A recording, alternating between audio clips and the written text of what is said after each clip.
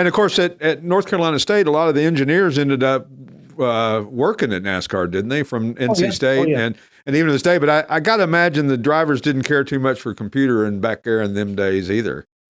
No, they didn't. Most of the drivers would you couldn't go testing in the wintertime in Daytona with computers. And Earnhardt took that laptop. He backed out of the stall. First time Bobby Hutchins put a computer in the dash, and they put a little stand inside and wanted Dale to go out and just run a couple of slow laps at Daytona during the off season. Dale backed out of the garage stall, and Bobby said, "I'm standing there." And next thing you know, here comes the computer flying out the window. And Dale said, "Do you want to know something about the car? You asked me." Yeah.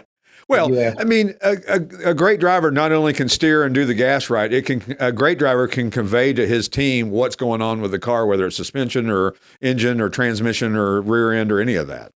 Oh, I mean, and I remember one of my heroes. I remember standing at Indianapolis in the late '80s, early '90s during practice days, and watching AJ Foyt standing in front of his car, eyeballing things, on the front wings. I mean, we were talking about micrometers, on an Indy car at those speeds.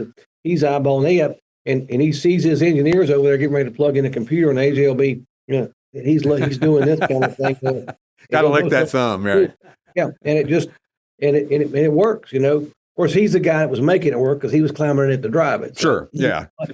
You've been listening to the Classic Auto Mall Show with your host, Stuart Howden.